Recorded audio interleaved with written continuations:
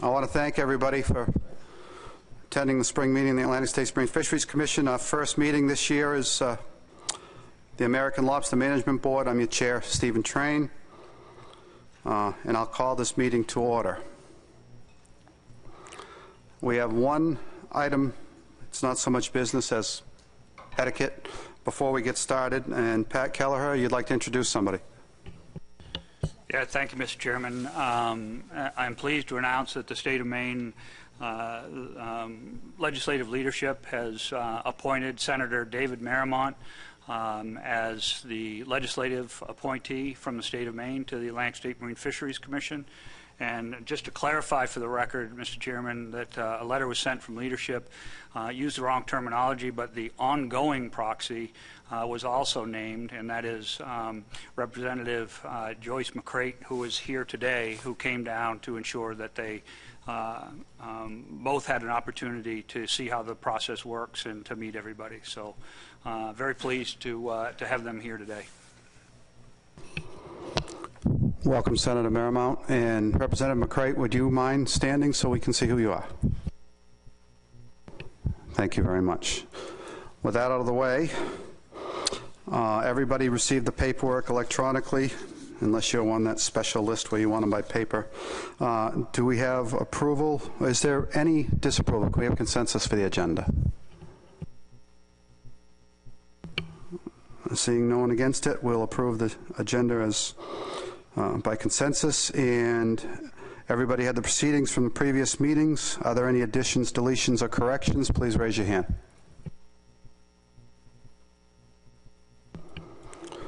Seeing none, I can assume that the proceedings can be approved by consensus. Seeing no hands, we'll consider them approved. Now is our time for public comment. Public comment is for things not on the agenda. I have a list currently of 4 people. First on the list is Jane Davenport.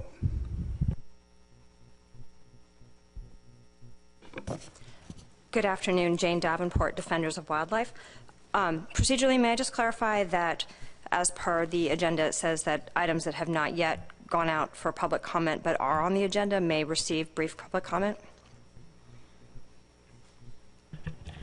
Jane, if it's pertaining to issues that are on the agenda, the board chairman can take public comment on that at that time.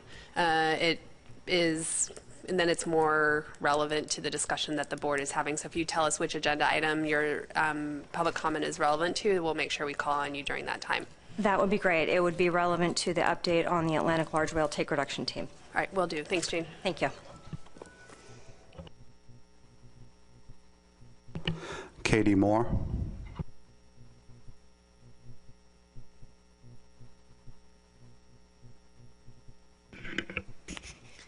Thank you.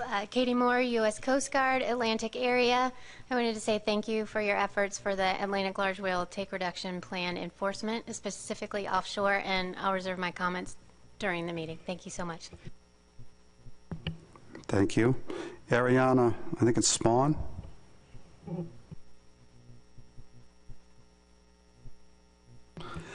And Patrice McCarron. I hope everything goes this easily.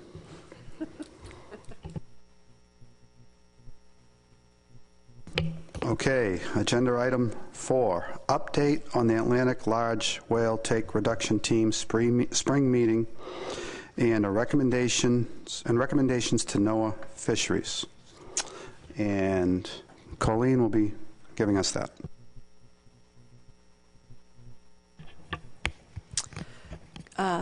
Good afternoon, everyone. I was about to say morning. Feels like morning to me. I want to start by saying thanks to the states that had reps at our meeting last week.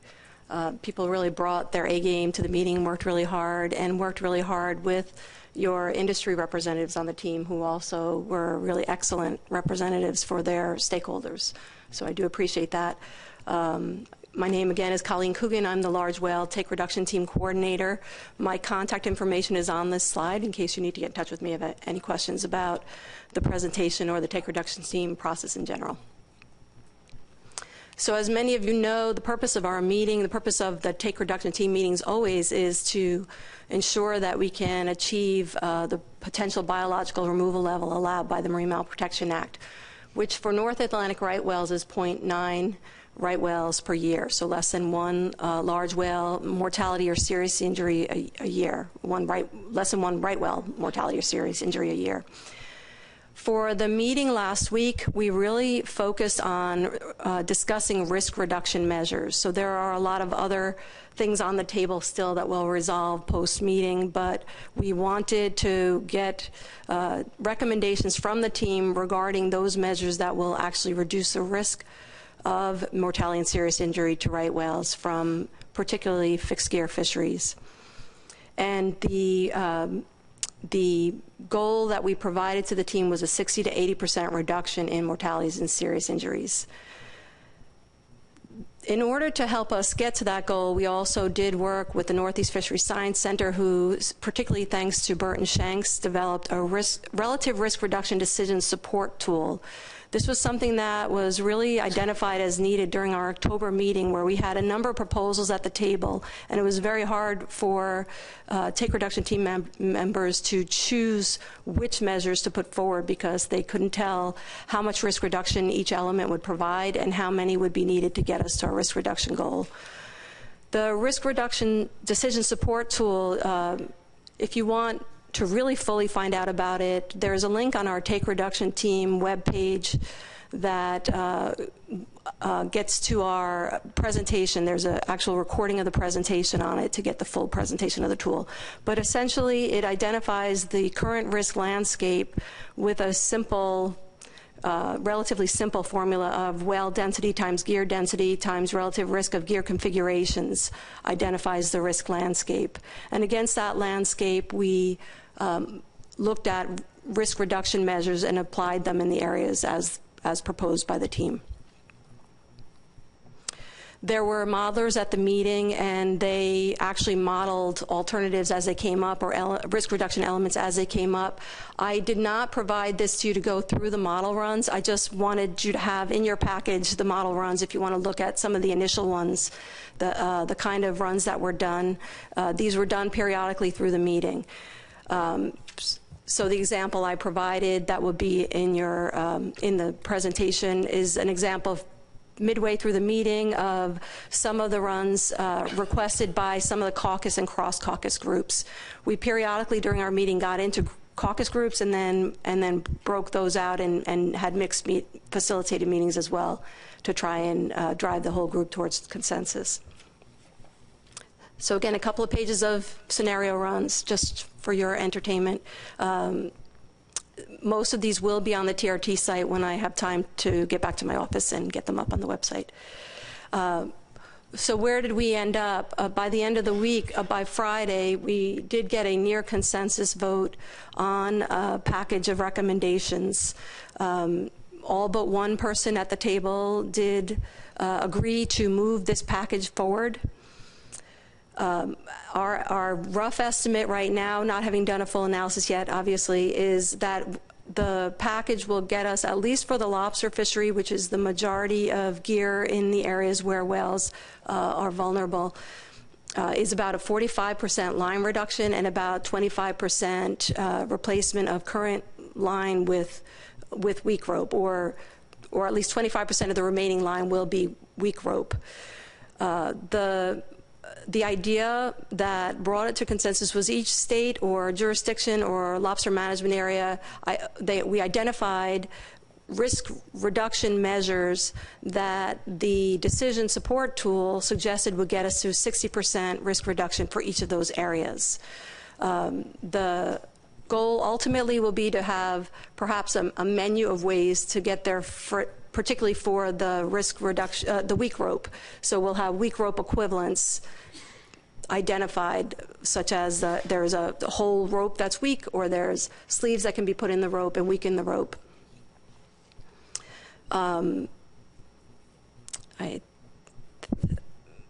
There are some considerations that were also on the consensus near consensus document. Dwight Carver from Maine specifically asked that we include safety exemptions, which I think is an important component, particularly for skiffs and students. Some of the line reduction measures might be trawling up to 3 or 4 pots rather than 1 pot per line. That might get difficult for some of the students that are operating out of skiffs. Right now, we have weak links near our buoys, and we're not sure how much risk reduction that's providing, so we were asked to revisit the weak links that are in the existing measures. The model itself, a number of improvements are recommended for doing any actual analysis, particularly right now the severity estimates we have in there are from a poll done with team members and gear experts and disentanglers. And there's a request that we either repoll and or go to the literature where we can find risk reduction measures in the literature, provide that in our severity estimates in place of the current measures. There was some feeling among the academics that we were underestimating the risk reduction we would get from some of the weak rope measures in place. So some of the academics suggested that although the measures would get us to our lower end of the goal, 60%, they believed it would actually provide additional risk reduction beyond what we were identifying. There was also a strong opinion or some strong support for the fact that we need to make sure that we have a good monitoring plan in place, not just monitoring the line reductions and the implementation of the weak ropes, but also continuing or improving on our monitoring of where the whales are and how many there are. And then also wish that we would really track the evolution of implementation, including any new gear options that present themselves while this is being done, as well as to determine whether or not there are socioeconomic impacts that might not be what we will be modeling or identifying in our NEPA documents. We do have plenty of next steps. This is more of an outline, not the actual implementation plan, obviously, and I think that this provides us with some good marching orders that will require us to work really closely with the ASMFC and the states to figure out how to actually implement it. More immediately even, we did not discuss gear marking and some of the reporting and monitoring requirements that were identified in, I think, every proposal we received in October. We do plan to do that, and we do plan for that to be part of our next rulemaking. And we will be holding webinars with the team and providing them an opportunity to vote on and to also get consensus on those measures as well. We just didn't have those on the agenda last week because we really wanted to focus on risk reduction measures. We need to continue to discuss with LMA3 and other federal waters, outside of state waters, what our measures will be to reduce risk in those waters. As I indicate here, regrouping with ASMC and state managers and actually how to implement this. We did commit to really going to the ports and getting input from industry on what they're able to do. This is particularly important to me regarding some of the weak rope and other measures that we'll be hoping to implement through rulemaking. And then we really feel that we do expect this to get to our goal of PBR. We feel that this is a pretty strong target, or these measures identified are pretty strong. They do things like take line out of the water, which we think also applies to sublethal injury, which will be important when our folks back in Garfo are doing the Section 7 consultation. But we also think that in June at the bilateral meeting with Canada, we've set a pretty high bar that they're going to have to also hit due to the MMPA import rule by January 1st, 2021. They're going to have to show that their measures provide similar protection to right whales throughout the range of right whales in Canada. So while they currently have measures in the Gulf of St. Lawrence that appear to be reducing mortality and serious injury in the Gulf of St. Lawrence, we do hope to hear more from them about what they're doing outside that area and for gear other than just snow crab gear. And I think that's all I have to present.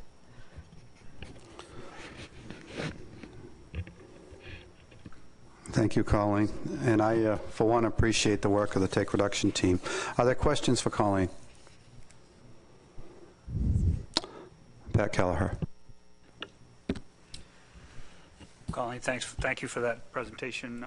Could you just clarify, I'm not sure if I heard it wrong, or 25% of the line will be wheat rope, or 75% of the line will be wheat rope for the toppers? 25% of the line remaining will be wheat rope based on what we have on the table now. What we don't have on the table now is what will be happening in federal waters and LMA3 particularly. Any other questions? Go ahead, David Borden. Thank you. Welcome, Colleen. I haven't seen you in a long time. My question is on the other gear types that might be affected by this, because we've got most of the Mid-Atlantic states here, leadership from those. Could you describe what fisheries might be involved in any type of rulemaking? Thank you. So we haven't extended the model to the full Atlantic coast, but do plan to. A lot of the gear in the Mid-Atlantic, such as the blue crab gear, is already using wheat rope. So I am not sure how much of what's down there will require modifications. I have to look at I think black sea bass pots might be involved. So we haven't expanded that out further. All of the proposals that were on the table in October were really focused on the Gulf of Maine, and Burton, who helped us create the decision support tool, was working closely with the PDT, so he also focused on lobster. But in our further efforts, we'll be looking at what else we need to do, and that will be included in our scoping as well. One follow-up question to that, just so the states are aware of what may or may not be happening. The decision support tool didn't include anything below the 40-degree line, but there is a portion of the Area 4 lobster fishery that is above the 40-degree line that did not get looked at during this TRT meeting. Should that state expect those fishermen to be evaluated during the same time that they look at the gill nets and the other gear?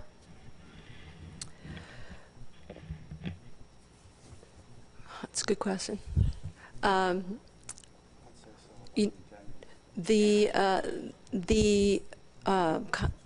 Remember the risk reduction model, the support tool model is concentration of gear, concentration of whales, and the level of risk. So because those areas don't have much gear, and I don't know that we have aggregations of whales in those areas. There are whales in the Mid-Atlantic year-round, but we don't find them in aggregations most of the time. I'm not sure that those will identify as areas that need a lot of modification, but it is something we'll probably be actually assessing within this rulemaking, because this rulemaking will be associated with trap pots. Next year is when we'll be looking at gill nets, and that's partly in association with entanglements of humpback whales as well. And the dust has not yet settled on all of this, so pardon if some of my answers are. You got a follow-up, David? I can wait. I'll defer Richie. Richie White. Thank you, Mr. Chair. I didn't see any recommendations on law enforcement. Was there any discussion on law enforcement in federal waters and the potential need for a larger vessel?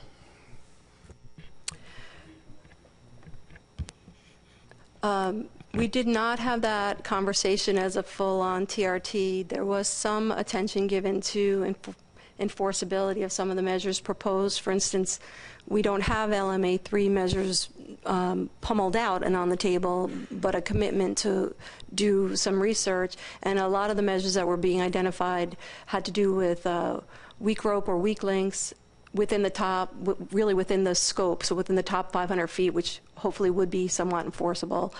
So there was consideration of enforceability, but we did not have the conversation about enforcement and about getting a vessel. Pat Kelleher. just to follow up to that, I think, Colleen, the ASMFC's Law Enforcement Committee, I think, would be a really good committee to kind of go in and dig into some of the details associated with line diameter, enforceabilities, and breakaways. I know I've had some of that conversation with Marine Patrol at home, so there is some complexities to that, but I think it's doable. But related to that is also the upcoming webinar. Could you speak to the webinar that'll have to be scheduled in regards to tracking?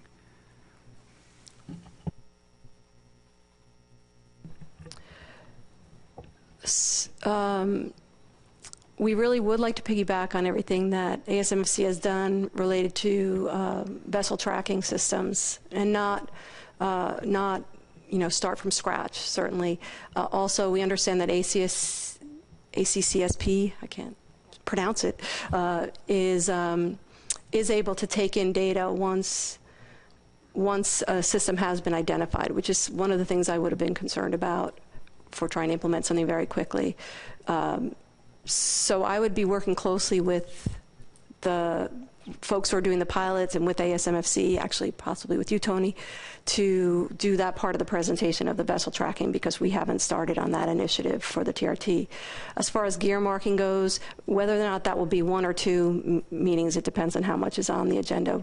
But gear marking, we do have some ideas from the gear marking work group that met prior to the TRT meeting, at that meeting, we actually do have some enforceability issues that were identified, or preferences that were identified by New England Fishery Management Council, and I think your Law Enforcement Committee as well, that we would be also promoting. So I hope to have calls on that within the next month. And David Borden, you still deferring? I got a couple of comments, Mr. Chairman, but go ahead. If you're just taking questions. Just taking questions. Yeah, Ray Kane. Thank you, Mr. Chairman. Colleen, for those of us who tried listening in on the webinar, were you comfortable with the way the materials were released to the public for the webinar? And in the future, can the materials be released in an earlier manner to the public, so when we do go on a webinar, we actually have something to study? So would we have preferred to have it out earlier? Definitely.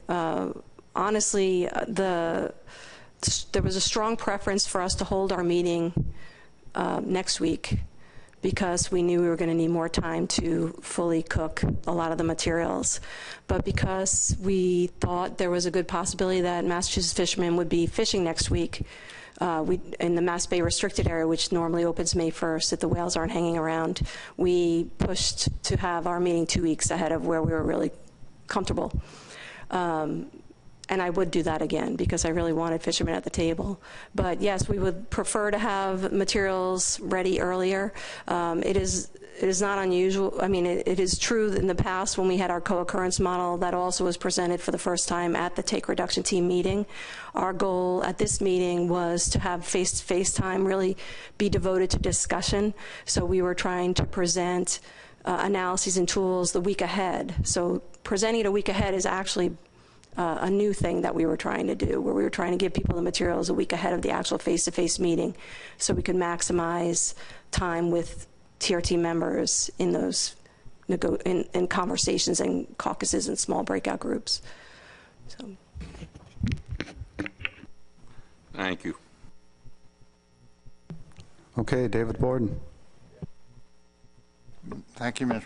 Chairman. Just for transparency, I am a member of the TRT, so I undoubtedly have some information that some others don't. It was an extraordinarily difficult meeting, and I mean that from the perspective of, I think, everybody who was there, particularly the NOAA staff. I'd like to go on record on a positive side by complimenting the NOAA Center staff in particular for their willingness to try to come in and model the activities and predict what type of risk credit. I've never, in my career, I've never seen a group of modelers put under the gun the way these guys were collectively put under the gun. And I think we should be thankful now, having made that positive statement and been part of this process for quite a while. I'm horrified that we're doing business like this because the model is very much a work in progress. There's a lot of assumptions that went into the model that I think time will change some of those assumptions. And in fact, Dr. Hare indicated that the model would not be, and correct me, Colleen, if I misspeak, the model will not be peer reviewed until after the first of the year. Is that correct? I don't know if Dr. Hare is here, but they will put it on the list, and if they can move it up, they will. I think generally the timing, given the normal timing, it would probably be around after the first of the year. Yeah. So, I mean, what that means is that we're using something that none of us have seen, hasn't been peer reviewed, and to the extent that that changes, it may change the results. So I think there will be pressures from both sides on this issue to move it in one direction or another. Colleen would like to correct something or add to something. I don't really want to correct, but just to remind everyone, this is a decision support tool. Yeah. It's not a model. It's not the full analysis. It was to help the team really envision that that we needed to do a lot, the modelers, I believe, although they realize that there are parts of it that will change, I don't think they anticipate that there will be huge changes in the outcomes. I mean, because it's producing numbers, it implies precision, but they were frequently reminding us that we shouldn't take it as precise. So I thought it was very effective as a decision support tool to help the team move towards decision making, which they did. But yes, it will be further tweaked and will become an actual model that can be used for assessment purposes and improved over time. Okay, the other comment I would make is just general observation that we had a few of our good neighbors to the north, and I mean that literally. At the meeting, we're always fortunate when we have the Canadians at the same meetings. They have made kind of guarded comments, in my own view, as far as meeting the same objective. One of the key aspects of this that I'm most uncomfortable with is this issue of apportioning the reductions, 50% for the U.S. fishermen and 50% for the Canadian fishermen. The only reason I say that is prior to 2010, most of the interactions between fixed gear and whales, right whales, were by U.S. fishermen, and the data set manifests that and supports that. After 2010, if you look at the large line category, most of the interactions have been Canadian and relatively few U.S. And so I'm very uncomfortable with that split. I think it needs to be examined some more. The other aspect that I'm uncomfortable with is the whole issue of how we deal with Canada. Unless the Canadians take, excuse me, unless the Canadians take the required action, I'm not sure we will achieve our PBR target. Now there's a weighty force, the import ban on their products that would go into effect in 2021, and I think that will bring them to the table. But right now, just so everyone understands why I'm saying this, our two programs, in my view, are completely incompatible. We're forcing U.S. fishermen to use breakaways, weak lines, all these other rules and regulations. The Canadians are using floating line and haven't implemented nearly as many of the restrictions that have been imposed on the U.S. industry. So at some point, these government-to-government discussions, I hope, align these two systems, and if they don't, then they should be compatible, it should be the goal. And I think I will stop there with one other quick comment. The summary of the meeting, I think, would benefit from standardizing some of the language in it. You know, if you look at the, and I won't point out, I can talk to you after the meeting, but if you look at the language under Maine and then compare it to the language under Mass, some of the language is different, and it will become confusing. It will cause confusion as people try to interpret it. So if we standardize it, I think that would help. But thank you very much. Thank you for coming down here. Thank you, David. We left Massachusetts almost 200 years ago. We're trying to be different. Pat Kelleher. Two things. I just want to follow up on what David brought to the table in regards to Canada. I want to highlight the gray zone issues as it relates to Canada. If there are going to be further discussions with Canada, some consistencies with gear in Canada in those waters is really important, because if we move in the direction of a 50% reduction in that vertical end lines, those waters could actually just be replaced with more gear from Canada or more end lines. It's all about holding the bottom at that point in time. So I think that really needs to be part of the thinking from the agency and with the state. But just quickly, Colleen, on the timing of rulemaking, you brought up the peer review. And just so it's clear for the record, it's my understanding, and correct me if I'm wrong, please, that the agency will be going through a regular rulemaking process here. That's correct. And so will the peer review potentially change any of that timing? I know it was described as being you're a little bit under the gun and want to get it started as soon as possible, potentially having a draft rule out very quickly. Do you see a peer review changing the timing here?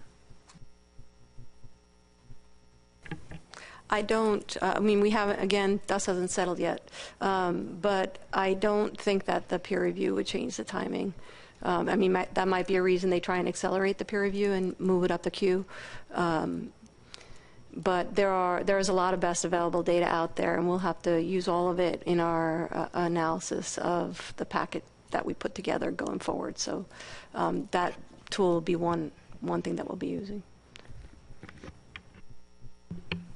I have Terry Stockwell and then Dan McKiernan.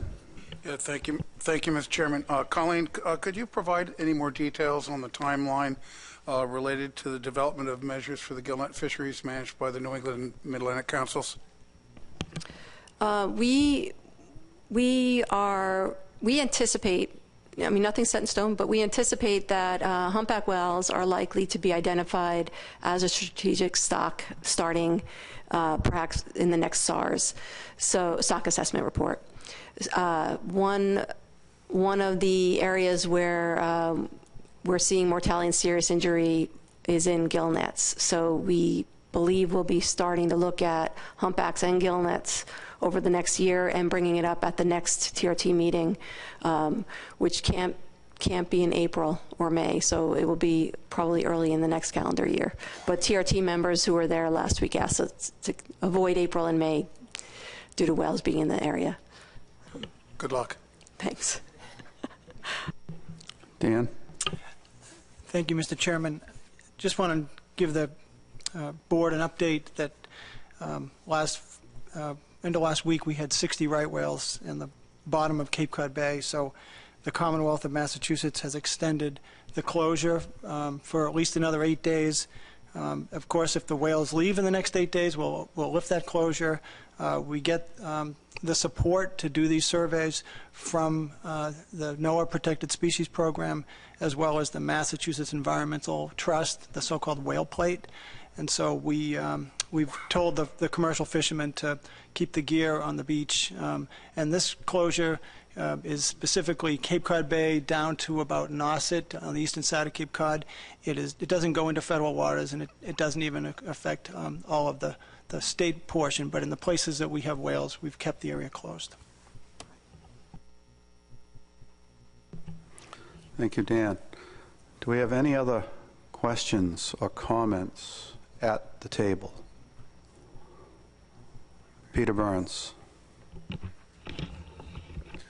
Thank you, Mr. Chairman, and thank you, Colleen, for that summary. I was at the TRT meeting last week, and it was a real monumental result, so my hat's off to the team for coming up with such a positive way forward to address the issue with the right whales. And so one thing, we're going to be talking about the addendum that the PDT has been looking at coming up next. But I just, while we're still on the topic of the TRT results, it may be worthwhile now for the board to just to consider how they may or may not want to move forward with action with respect to the TRT's results. Is this something that the board would be okay with having the states just go back to their own jurisdictions and implement what came out of the TRT reductions, and NIMS would do the same under the Marine Mammal Protection Act? Or is it something that maybe this addendum could be a tool for making sure there's a backstop measure or some type of compliance measures in place to make sure that what's been done at the TRT is can be sort of enforced at the board level? So just food for thought. Maybe this is more relevant under the next agenda item with the addendum, but I just wanted to broach the question.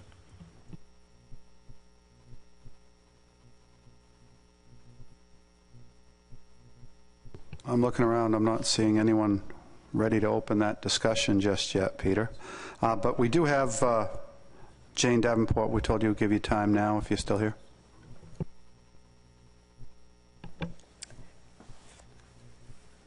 Thank you for this opportunity. I'm Jane Davenport with Defenders of Wildlife, and I'm also a conservationist member of the Take Reduction team.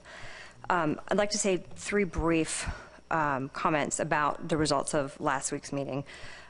First of all, I concur that it was a monumental challenge, but I also very much appreciated the monumental efforts of state management agencies and fishing industries at this table to step up with commitments to reduce vertical line in waters by a significant capacity. And I think that is the most reliable way we have of reducing risk to the right whale.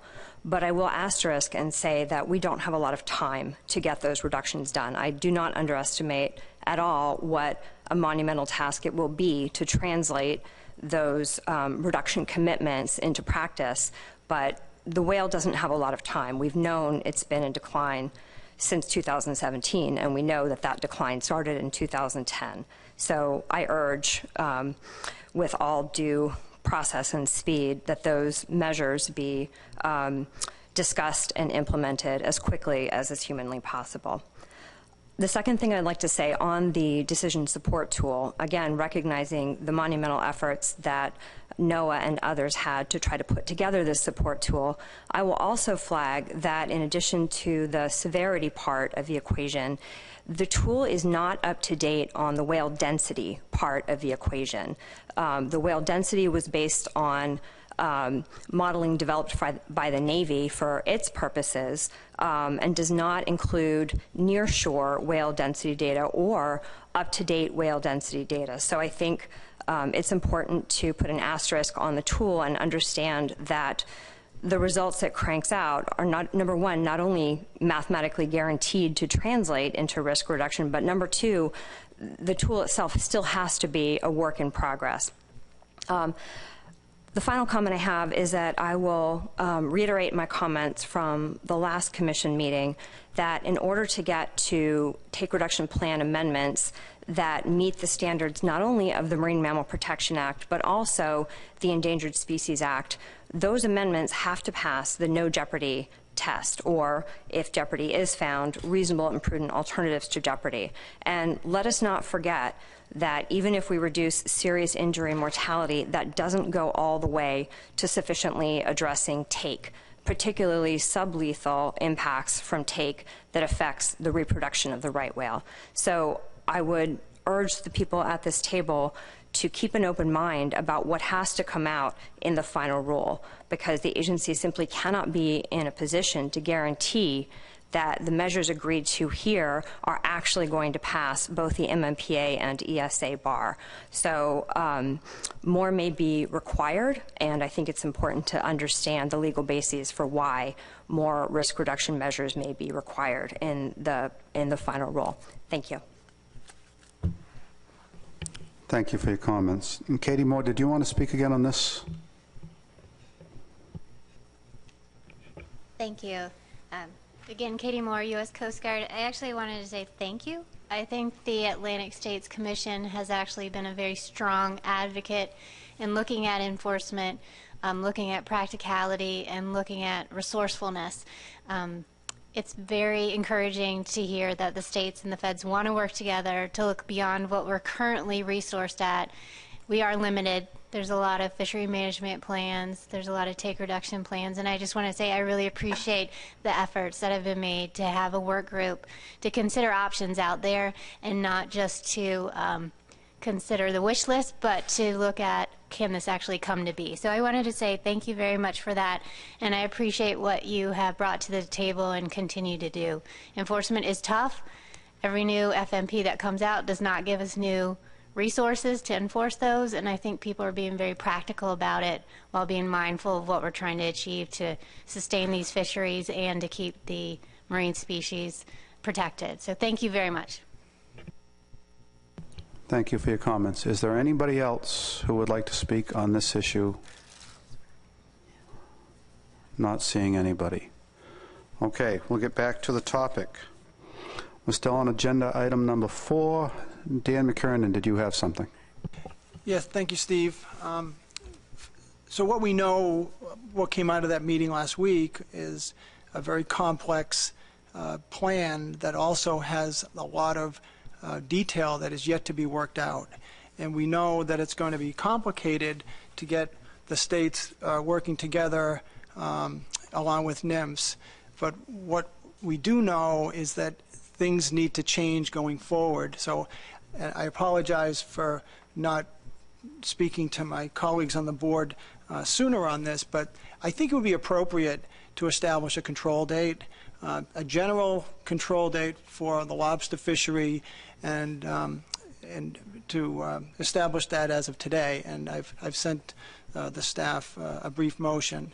If you could, I can read it. All right, I'll read it aloud. Move to establish a lobster fishery control date immediately. The intention of the control date is to notify current state and federal permit holders and any potential new entrants to the fishery that eligibility to participate in the commercial fishery in the future may be affected. She's trying to keep up with you writing it down, and she doesn't have an electronic version.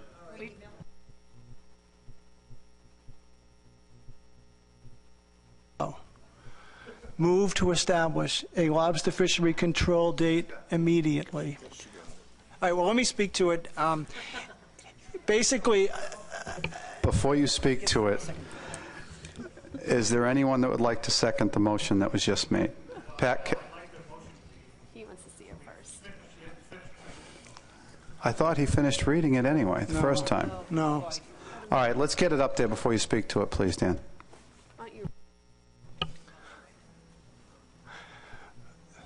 Move to establish a lobster fishery control date immediately. The intention of the control date is to notify current state and federal permit holders and any potential new entrants to the fishery that eligibility to participate in the commercial fishery in the future may be affected by the person's or vessel's past participation in its documentation of landings, effort, in or gear configuration prior to the control date.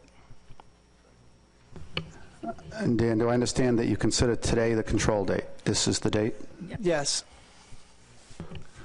Pat?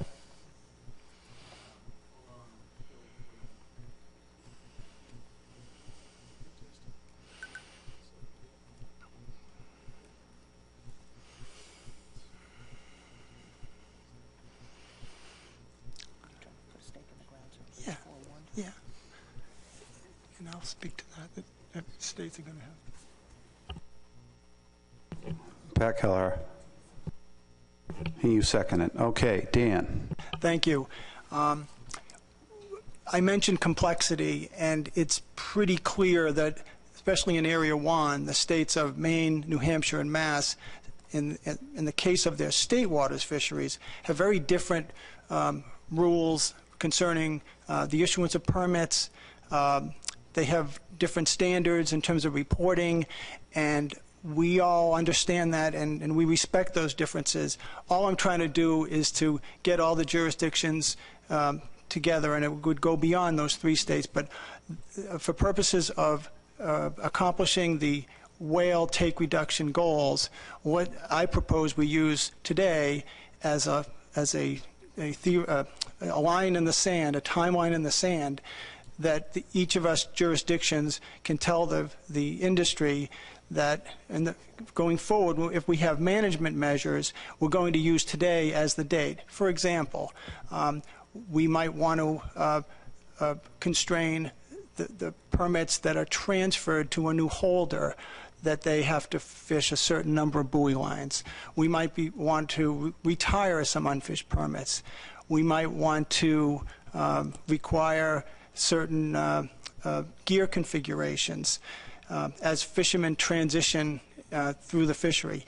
Also, because this is still a work in progress, I worry that fishermen who are receiving permits in transfer, whether it be a federal permit or a state of Massachusetts or a New Hampshire permit, those recipients need to know that more is coming and related to the take reduction team proposals, and it could affect the business planning of that holder. So I think it's the right thing to do. Thank you, Dan. Pat, would you like to speak as the seconder? Thank you, Mr. Chairman. Just to echo what Dan said, we've got a lot of moving parts here. I, too, commend the TRT and the work of the TRT to actually come to consensus. Speaking on behalf of the state of Maine, it is a heavy lift for us to implement a 50% reduction in vertical lines. There are many different ways that we can do it. There are different facets of the fishery, including latency, that will need to be addressed. And much of this is likely to fall to the state legislature. Sorry, Senator. Understanding that the playing field is going to change is critically important for the industry, and I think this helps send that signal that things will be changing. Thank you, Pat. Richie White. Thank you, Mr. Chairman. Just a question. Do we have the ability to set a control date for federal permits? Wouldn't the service have to be doing that?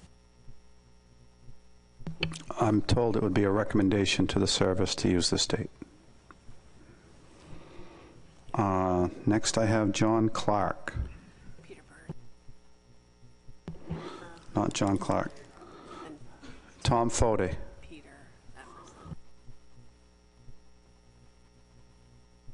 So this is just a recommendation to the service. We're not setting up a control date. Because I'm saying if we're setting up a control date, I don't think we can do it by a motion. It would take I think a major amendment to the lobster plan to set up a control date.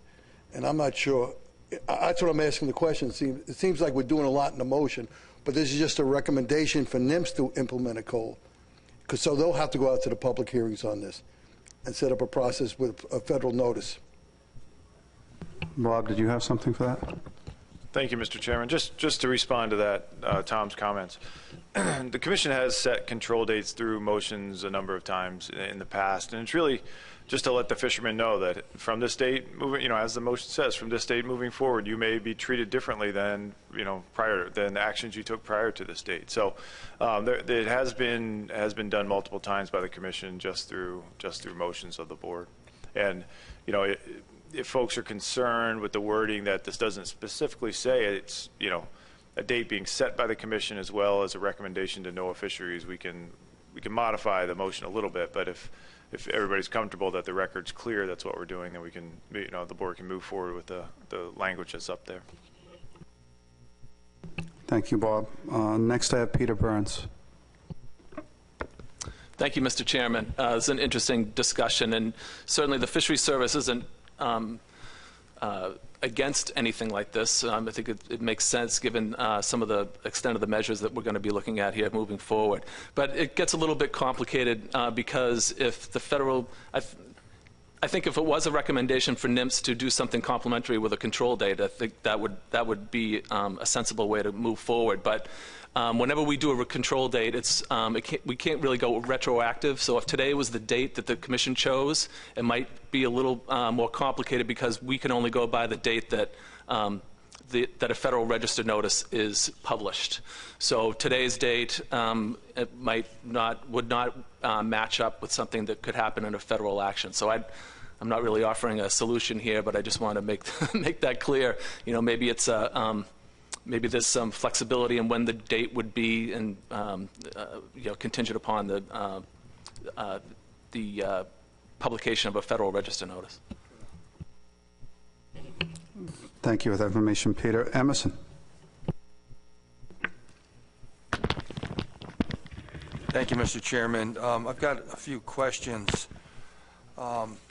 This really would not impact New York, as we already have limited entry in our lobster fishery, but I'm wondering, do any of the states of Maine, New Hampshire, or Massachusetts currently have limited entry in the lobster fishery? And then I have a subsequent question, Mr. Chairman. I can answer part of that. There is different levels of entry in some of these states, and although there's ratios for exit and entry, there are still people coming in as new entrants, maybe through decreased effort, maybe on a one-to-one level, but they would still be a new entrant. Does that answer your question? Yes, thank you. And I have an additional question. Well, looks like Tony has something. Tony has one more piece.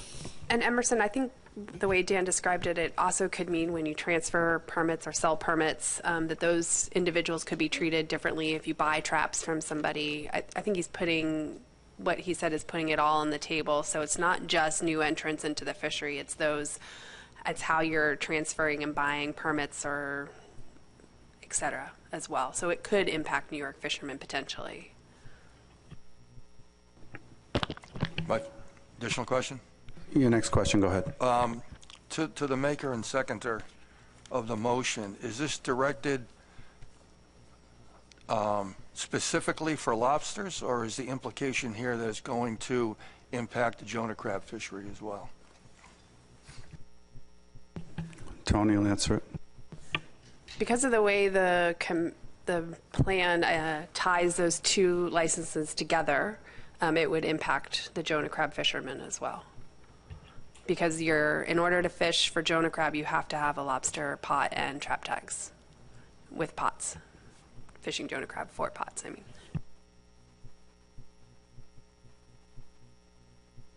I have David Borden. Yeah, thank you, Mr. Chairman. I intend to vote no on this, and for the reason that I have kind of a traditional problem with control dates, because they're almost never explicit enough, and they just lead to endless questions. And I'll just point out to you that we have, in our association, we have New Jersey members and Mid-Atlantic members who have bought additional traps in order to position themselves for various types of business ventures. And you pass something like this, it's immediately going to call into question whether or not they can use it. We have members of the significant numbers of the industry who reside in New Hampshire who own traps that they have not used. They bought them, and they're not being fished. And if you pass something like this, it's going to be a debate about can they be activated, what's a date of time that is going to be used to control their activation. Just leads to like 25 different questions. If this were, and so I would offer two suggestions. One, we postpone this and consider it at our next meeting, or if individuals don't like that strategy, then limit it to Area 1 where the bulk of the problem is. Thank you.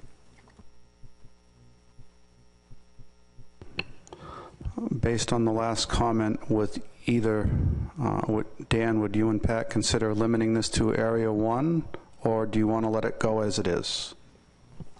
I would agree to limiting it to Area 1. I would concur with that.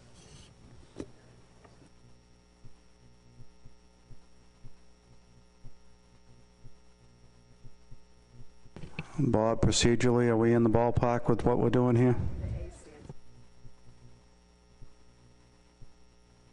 Go ahead, Doug. Just because of the importance of this, I would like to add either via friendly or via motion to amend to add and to forward a recommendation that National Marine Fisheries Service implement a control date for the lobster and crab fishery in federal waters at the end. And that's okay, Dan? Yes. Okay. Pat Kelleher. I just want to make sure it's clear in my own mind. Are you saying that this would only be utilized if they concur and use it in rule? Because a control date in regards to state activity is critically important here. Doug, do you have an answer for what you just meant?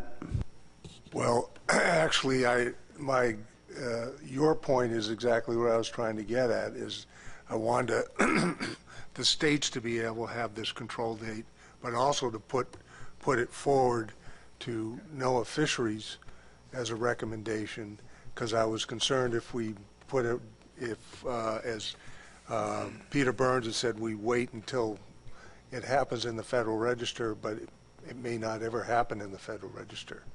I want the states to be able to do it first, and then we'll figure out if we have to adjust it to comply with what the federal government might come up with for a date. Go ahead, Pat. And do you understand that now to read that if this goes forward, the states will be expected to use this date, and we use one that the feds can give us as soon as possible? Yes, with that understanding made on the record, I would agree with the friendly amendment. Dan, is that your understanding? This would be the control date for Maine, New Hampshire, and Massachusetts? Yes. Okay. Any other discussion? Hang on.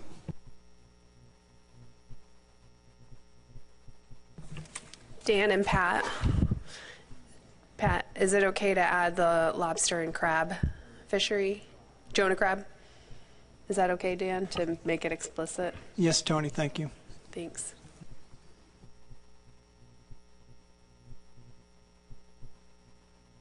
Okay, we have the motion up. I can't tell who's got the hands up. My eyes on. It's Mike Luisi. Just for purposes of clarification, it may be best after the date, and it says for, maybe the state waters portion of LCMA 1. I'm not familiar with how the area looks, but that would direct the motion to the state waters, and then the recommendation would be for the federal waters portion. Just a thought. Dan? Yeah, I wouldn't agree to that amendment. Just so folks know, Massachusetts already prohibits the issuance of new landing permits in the Commonwealth for lobsters taken with traps from Area 1. We do this because of what we thought was going to be the so-called pregnant boat syndrome and the proliferation of more effort in Area 1. So we're doing that at the state level. We're affecting the ability to land lobsters taken by trap, and that's what I'm getting at here. We're going to have to prevent proliferation of new efforts by using that kind of a mechanism going forward. So it does affect the landing of product coming from federal waters. Thank you, Dan. You okay with that, Mike? It was just a thought. I'm fine with that. No problem. Any other comments or questions on this motion? Peter Burns. Thank you, Mr. Chairman. I'll abstain on this just because it's a recommendation to the NOAA Fisheries, but I just want to point out that it could be a little problematic if we have a differential control date between the states and the feds in Area 1, I haven't had time, because I'm just thinking of this now, what the implications of something like that might be. I feel confident that we could probably knit something together here that makes sense, but I just wanted to just reiterate that point, that any date that we do is going to be different than this date. Thank you, Peter. I think we understand that. Okay, seeing no more hands. I guess what? Does anyone in the public want to comment on this motion? Seeing nobody. Okay, all in favor of the motion, raise your right hand, please. Yeah, we'll give one more minute. We need a state that needs to caucus. Okay, quick question, then we're going to vote. Go ahead, Eric. All right. Sorry, Mr. Chairman. Thank you for entertaining my question. The way it's written, it says, and to forward a recommendation to NOAA Fisheries to implement one in federal waters, meaning a control date in federal waters. Is that all federal waters or just the federal portion of LCMA 1? My reading of the motion is that it affects LCMA 1, specifically the state waters, and a recommendation for federal waters. The motion was about LCMA 1.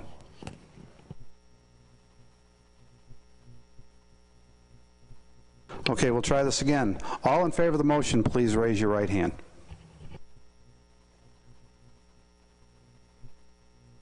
All opposed?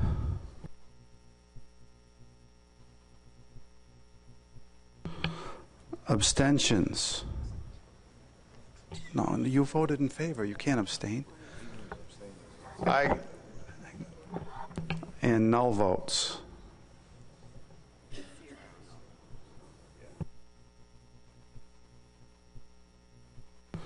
So the motion carries 11-0-1-0. David Borden, you have a question.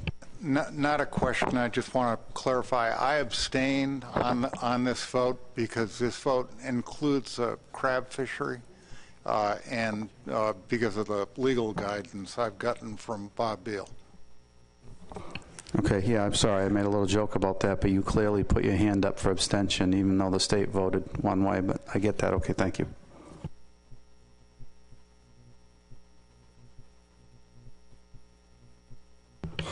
Okay, we have nothing else on agenda item 4.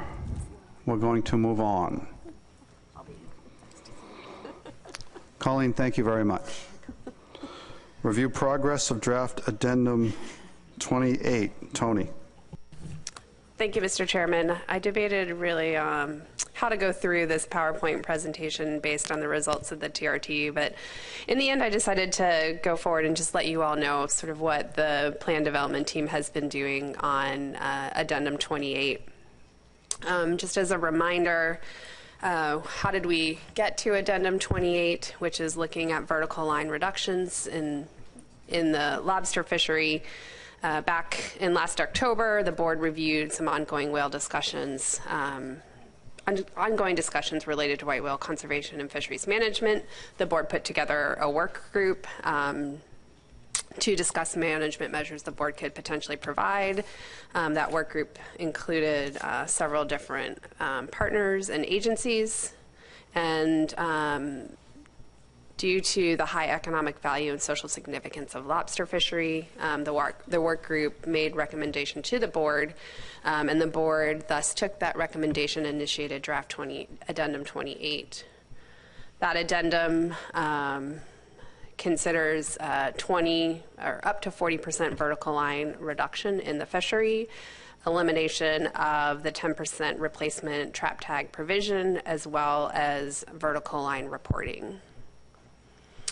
The plan development team has been meeting weekly since March to try to address these issues. And as we started to dig into things, we realized that this was an even more monumental task than we originally realized. And we came through and made a lot of progress on the document, and I will go through some of the progress that we did make.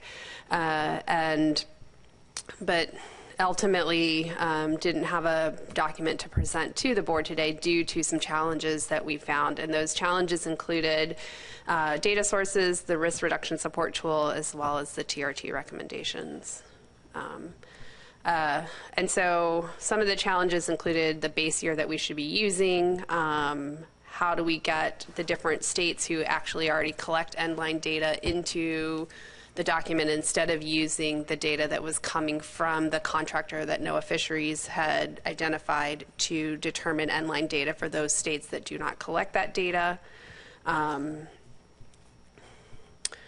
then the PDT really struggled with how to give credit to those states that already had ongoing reductions in vertical lines as well as area closures, and then how to reconcile the differences in how the data are collected and how it impacts quantifying end lines in the long run.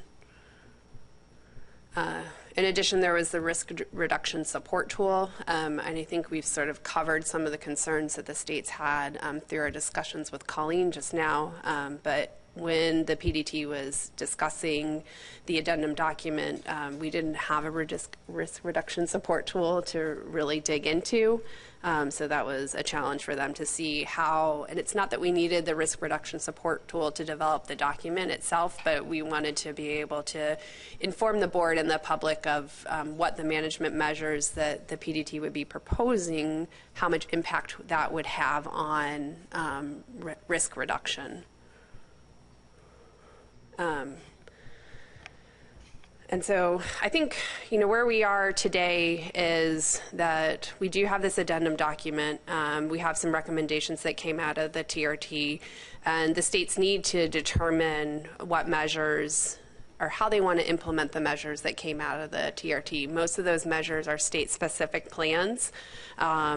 And the commission is able potentially to implement some of those measures, and we might have some roadblocks on implementing some of those measures as well, due to things like the National Standard 4, which NOAA Fisheries would need to implement measures that are somewhat similar for fishermen that fish within the same lobster conservation management area. And so in order to provide as many options as we can to the states, I think it would be wise to leave this management document open in case the states do need to utilize an addendum for any measures to look at risk reduction and and move forward in the best way that is for the states to get these measures implemented. There are some things that the TC did discuss, or the PDT did discuss, in terms of making some changes to data collection protocols that we think would be helpful in being able to quantify end lines in the future. I think some of those changes potentially could be made by the states on their own, but at some point it probably would be useful to codify those data collection protocols in an addendum. And there may be other things that the states determine that they want to include in an addendum. And so if we leave this document open for the next couple of months, I think it would be a useful tool, just in case type of measure. And there, and then in addition, the board did talk about the removal of the 10% additional trap tags that get issued by the states. I'm not necessarily sure that that has to be removed through an addendum process. States can always be more conservative, so I think that the states may have the ability to not hand out those 10% additional trap tags at the beginning, but I think it is something maybe the trap tag committee could discuss to see what's the best path forward in order to do that in the same process with all of the states. Because not all the states actually give out the additional 10% of tags when the fishermen get their first set of 800 or their allocated trap tags. So it's sort of my long-winded story of we have a document that we've been working on really hard that we may or may not need anymore, and I'll leave it at that for now. Are there any questions about Tony's long-winded story? Pat Kelleher. Thank you, Mr. Chairman. I would just concur with staff that we should be leaving it open. The states have a lot of work, and if all goes well, we'll be able to implement anything that comes out of the TRT on a state-by-state basis, but there may be a need for additional work by the Commission, and leaving the addendum open, I think, at this time is important. And as we heard in the public comment by Attorney Davenport, we also have an issue of ESA and jeopardy here. I am in hopes that the TRT process goes far enough, but if it hasn't, then we need to be ready to potentially act. So, thank you. Thank you, Pat. Any other? David Borden. Just quick and Dan McKernan next. Quick point, Mr. Chairman, is that Colleen Coogan noted that they were going to try, NOAA's going to try to set up whatever comes out of the TRT as a menu of items that the fishermen can select from, and I think that's really critically important given the geographic range of this fishery. When we get down into the, and I'll just give you a simple example, what might work on the U.S.-Canada line up in the Gulf of Maine may not work when we get down to the New Jersey offshore industry in Area 4 and 5. So it's really important to have a menu of items. You have weak lines, weak links, sleeves, whatever it is, and then you have the credit that they get. And then when we get back to the point that the Commission's going to implement this, the industry can kind of tailor-make the measures for their LMA. So that's, I think, important to keep in mind. Thank you. Thank you, Peter. Any other? Dan McKernan. Just briefly, while Tony presented a report that said that it's a document we may not need, I do want to recognize Tony and my other state counterparts and the PDT members for working really hard on these issues, because we're in a much better place understanding what some of the challenges are and also how to come up with more uniform reporting. And I think each of the states has a better understanding of the other states' permitting and reporting features. So it was not a waste of time whatsoever. Thank you. Thank you, Dan. Tony, you got something else? And Colleen touched on this before, but I just want to make sure that the full board is aware that at the last meeting we had made a recommendation that we take to the TRT that we implement vessel tracking in federal waters to the TRT, and there is going to be a webinar, and I do plan on being on that webinar and making that ask for tracking in federal waters for the lobster fishery in order to better enforce our fishermen out there. And as is a recommendation from the Law Enforcement Committee as well as this group forward. And so we will do that, and I'll work with the Law Enforcement Committee on being very specific about what we are going to be asking for, what kind of standards we want from that tracking. And we'll also utilize the pilot project that we'll have ongoing this summer that will be testing some of the devices, as well as some information that a lot of those devices are also being tested in the Gulf right now. And so we'll look at the information coming out of that testing to also inform our recommendations. Pat Kelleher. To that point, Tony, I think it's going to be really important for the Law Enforcement Committee to revisit some of this, the prior work, so we have much more specifics on the law enforcement requirements around vessel tracking. I think some input from them on why it is not needed, frankly, in state waters. I mean, the enforcement capabilities in state waters are so much better than as soon as we move beyond that 3-mile line, and I think we should just document that as well, and the Law Enforcement Committee would be a great place to start. Thank you, Pat. And who's down there? I can't read that from here. I know it was John. I just couldn't remember your last name. John McMurray. Thank you, Mr. Chairman. I'm trying to follow this, and I'm not entirely clear on some things. why is this a document we may not need, and what exactly are we doing? Are we putting this on hold, or are we continuing to work on it? So, John, we're going to put this on hold. The reason why we may not need it is because the recommendations that came out of the take reduction team were for state plans.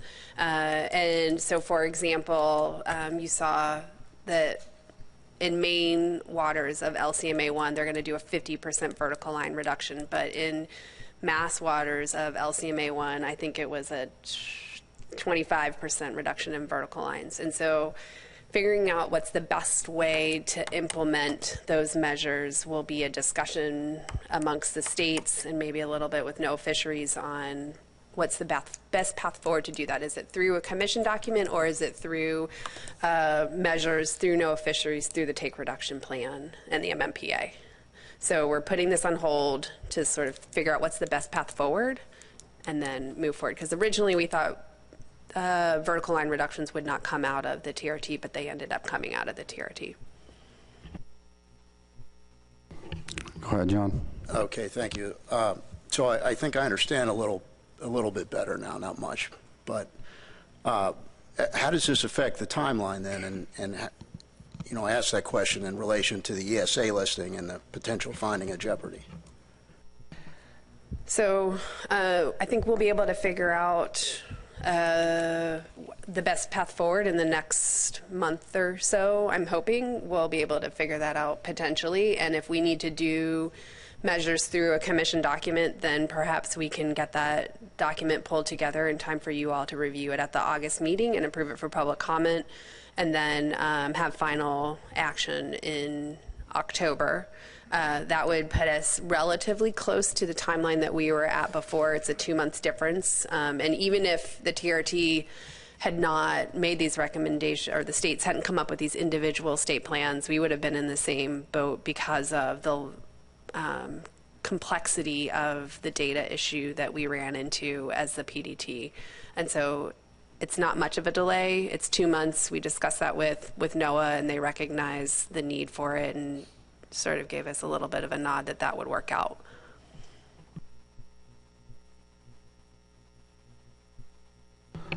Peter Burns, and I see nobody else after Peter, I don't think, so we'll move on to the next item.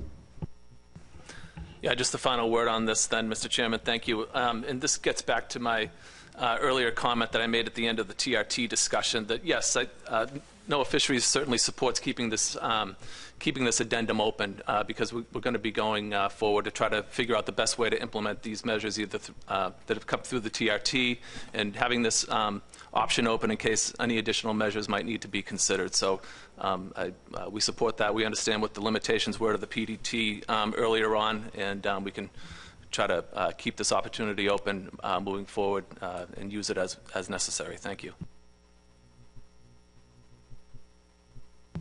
Thank you, Peter. Thank you, Tony. Next, we have a report from the Lobster Bait Working Group. I've got Mike Schmidt. Are you going to give that, or is he's coming? Mike, you can just come to a mic at the back of the table. That's fine.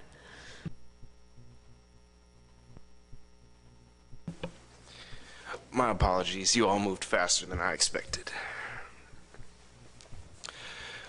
So this is going to be a fairly brief update from the bait working group.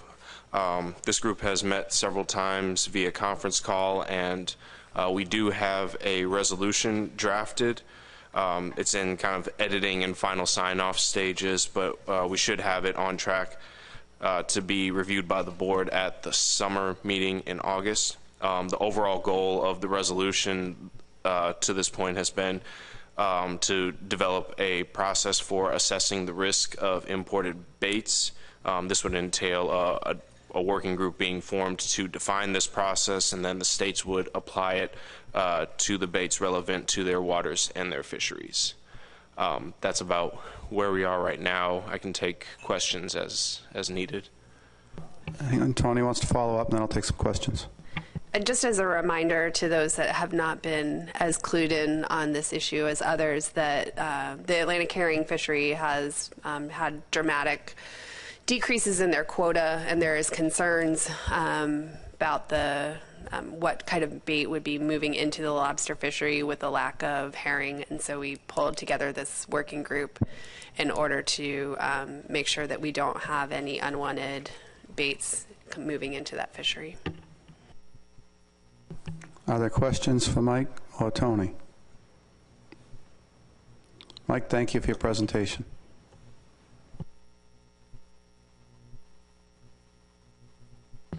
We need to review the implementation of Jonah Crab Fisheries Management Plan for Delaware and New York. And this reminds me of the thing when my grandfather would say, don't make me go behind that stove and get that razor strap. Wow. All right. I wanted to provide an update on where Delaware is. As a reminder, both states have not fully implemented all the measures in the Jonah Crab FMP or Addenda 1 and 2. I am happy to report that Delaware does have a scheduled hearing on May 23rd to review these measures. Either July 1st or August 1st, those measures will then go into their registrar, and once they are in the registrar, then 10 days later they will be final and approved. So they will have their measures in place no later than August 11th. So hopefully we won't have to revisit this again. And now John does have an update from here. Well, just August 11th on. I'm pretty sure we'll be done by then, but if not, it'll be before the annual meeting. I'll say that. We will be fully in compliance before the annual meeting. Thank you, John. So maybe we'll be revisiting this in August again. Who knows? And then for New York, they are in the process of implementing all the measures except for two. One is the measure that ties your Jonah crab permit to your lobster permit for those individuals that are fishing with Jonah crab with pots, as well as the 1,000 crab bycatch provision. And I will let Maureen speak to that issue in particular. But the rest of the issues, the state is moving forward, and I think you might even have a date in which you think that the rest of those measures would be implemented. Thanks, Tony. Since the fall, we have proposed regulations to bring us closer into compliance with the FMP for Jonah crab. Our regulations went out for public comment. We have received none, and we are poised to have them become adopted by the end of May. As to the 2 points that we are still not in compliance, well, before I say that, I'd like to add that the way the Jonah crab fishery is being prosecuted in New York State, our actions are within, we're in compliance with the FMP in our behavior. Okay. Those fishermen who hold crab licenses do not take more than 1,000 crabs per day. In fact, it falls much below. It falls below that. We already prohibit the taking of buried females, and we limit our recreational catch to no more than 50 crabs. Those are things that were already in effect before the FMP went into effect. The 2 points where we are not in compliance with the FMP, we need legislative action in order for that to happen. We cannot change the constraints on crab fishing where you're allowed to do it with a lobster permit. It has to be done by the legislature. So we are exploring, talking to our legislators, but we're also trying to see if there's a way we can do this by regulation. It's kind of sneaky, kind of backdoor, and I don't have permission to talk about it, but we are looking at other means of coming into compliance. But right now, our actions and the way the fishery is being operated in New York, we do not, we're not outside the FMP.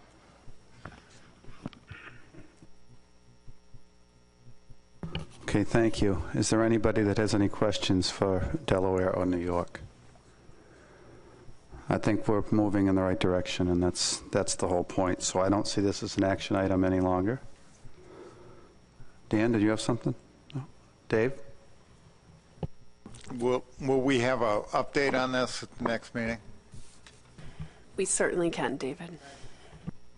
And we should have a resolution by the annual meeting. I got that from John. Okay. Any other questions?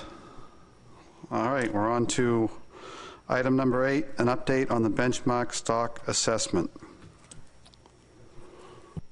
Oh, sorry, Jeff Kipp's giving us that. Thank you, Mr. Chairman.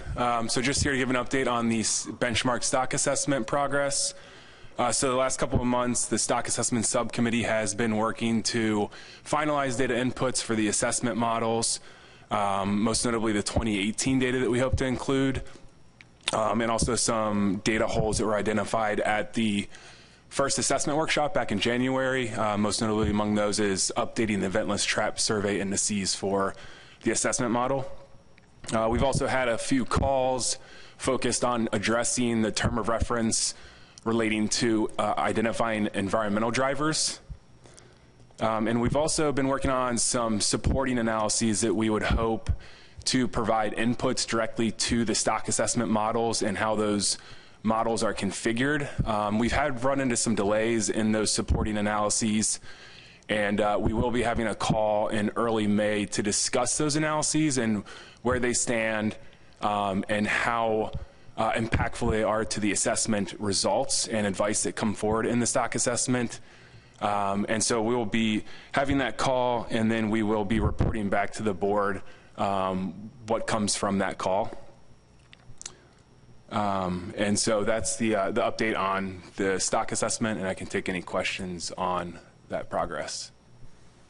Other questions for Jeff? Pat Kelleher. Jeff, thanks for that update. So the call will be in May. You're expecting to report directly back out to the board as soon as that's over. I'm just trying to make sure I get an understanding if the PDT will meet, or the stock assessment committee will meet the June 1 deadline, and if not, whether we should be looking for delays here. So yes, I think that's what we're going to be talking about relevant to the June 1 deadline that the stock assessment subcommittee agreed to have specifically assessment model inputs finalized for the assessment team to consider.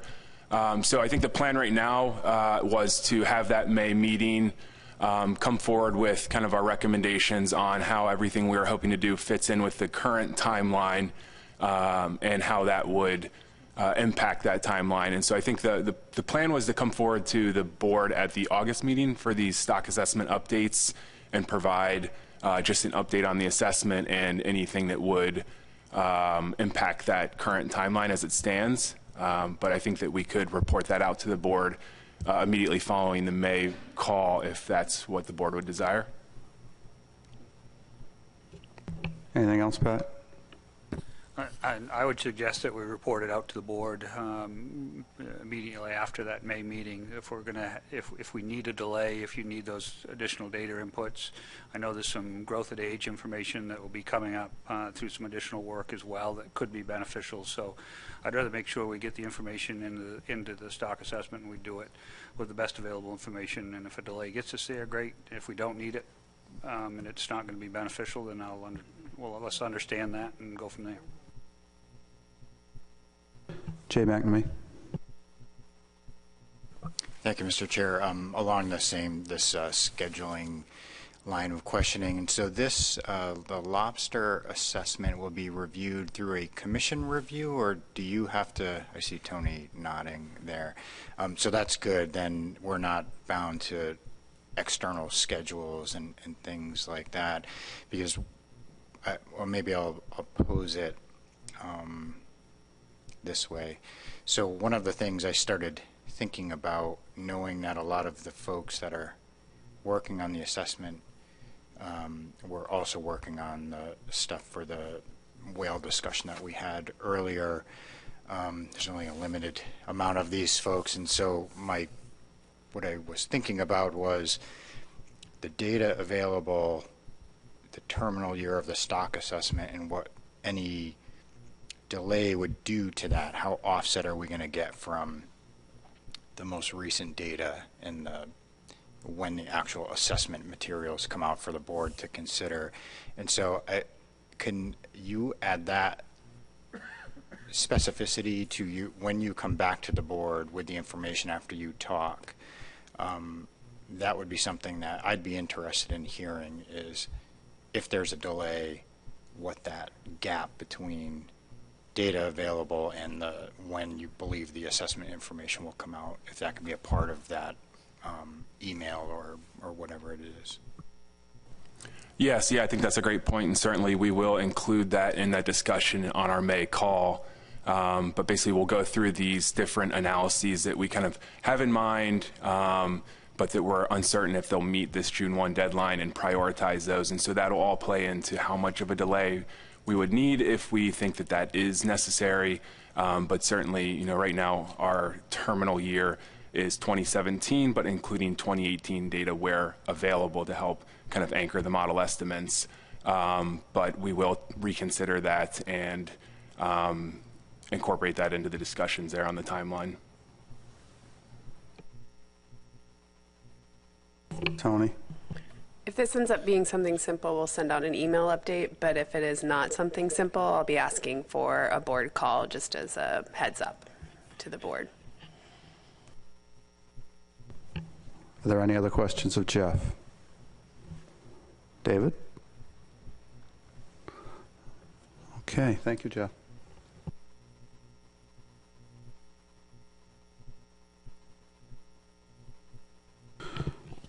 Any other business to come before this?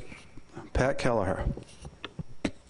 Last one, I promise, Mr. Chairman. I think for a placeholder for the summer meeting, we should put the resiliency addendum back on the agenda for discussion and talk about the timing of that addendum and whether we should be restarting any efforts on it. Thank you for that. Anybody else? Tony wants credit for ending the meeting early. 2.5. I'll entertain one final motion. Anybody? I have all kinds of them. Oh, we're adjourned.